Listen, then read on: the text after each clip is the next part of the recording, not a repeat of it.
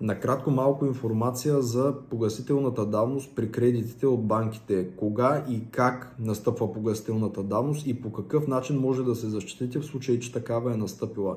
Ежедневно получавам множество запитвания от страна на потърпевшите лица, които считат, че са изминали повече от 5 години, период в който никой не ги е притеснявал, не са уведомявани от банката и поради това приемат, че е настъпила погасителната давност.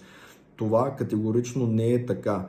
С усвояването на кредита не започва автоматично да тече давностен срок. Обикновено, когато един кредит е изтеглен, но не се обслужва, банката предприема действия чрез съда, с които се цели да бъдете осъдени и след като бъдете осъдени, банката се снабдява с изпълнителен лист, въз основа на който образува изпълнително дело при частен съдебен изпълнител.